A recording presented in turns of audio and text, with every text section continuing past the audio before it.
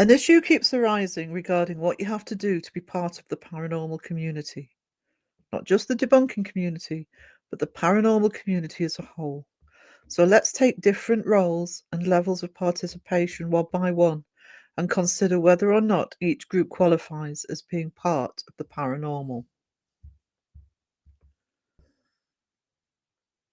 Do you have to be an investigator? No. In the study and exploration of the paranormal, investigators who seek to capture evidence of the paranormal, true evidence, no faking, are a cornerstone of the paranormal community. The time and dedication to research, investigate, and collate the evidence properly is huge and requires true dedication to the field. Some investigators have had their own paranormal experiences, which has led them to search for evidence further. I have also spoken to investigators who have had no paranormal experiences but believe in the paranormal. They believe it exists and therefore investigate to find evidence for themselves and to experience what it is like to come across paranormal.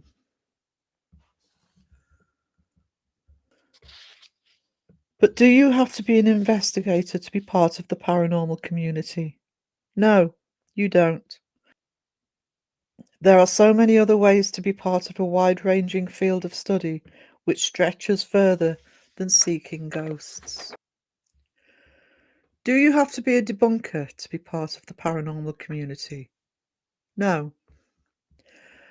Where we are now is in the debunking community, an avenue of paranormal research and commentary which to me is crucial to the processes of ensuring research and investigations are transparent and honest.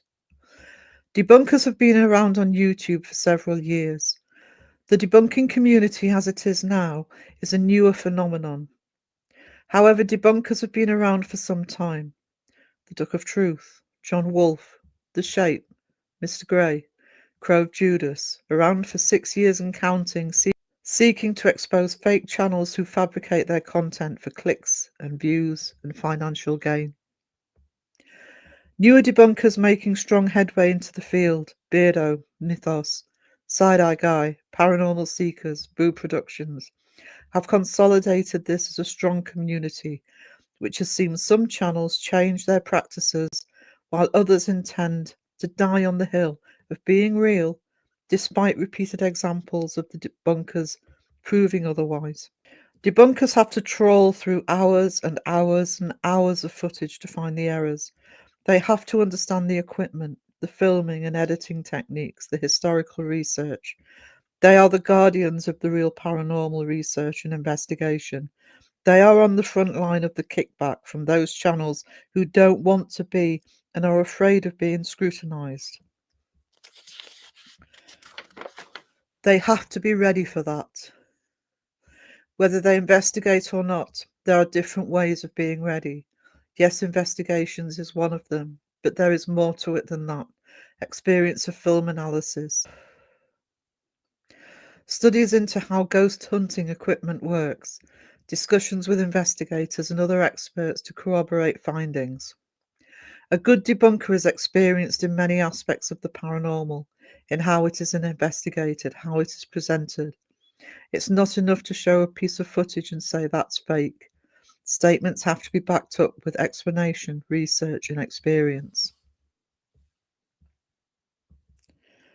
But do you have to be a debunker to be part of the paranormal community? No, but their methods and findings are imperative to the paranormal at large, as they expose the fakery, but also poor methods, sensationalization of the field, that are an important part of helping ground the community to approach the paranormal with both integrity and an open mind.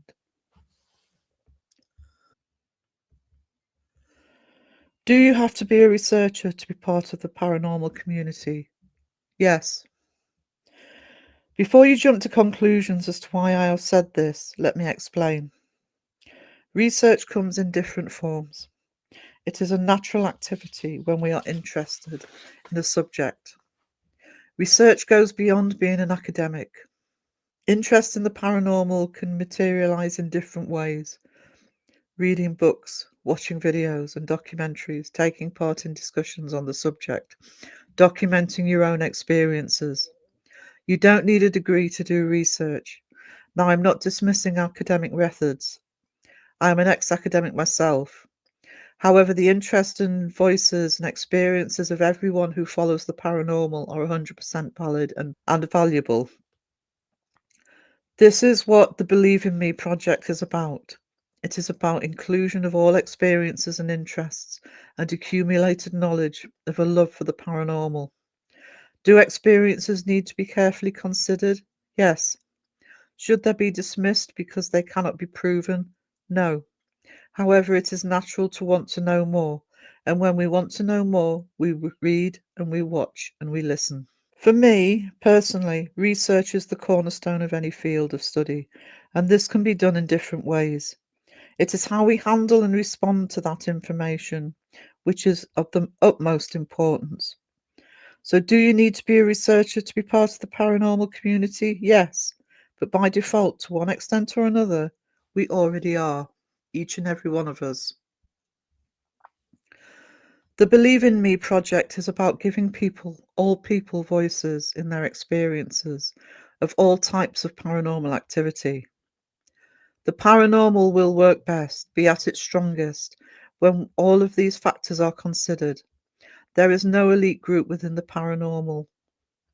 And if the field of study is to move forward, we need to expand upon our research, our investigations, and on our willingness to listen to those who have had experiences, whether they have a channel or not, whether they have solid proof or not. I have discussed investigators, debunkers, and researchers. All three categories need to be considered. Unfortunately for the paranormal community, everyone involved, both content creators and subscribers, are included in at least one of those categories. So, in order to move forward, let's respect everybody's skills.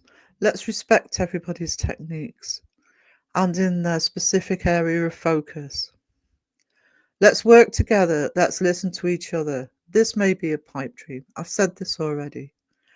But all voices are valid. All expertise is valid. It's how we use it that makes us a strong community.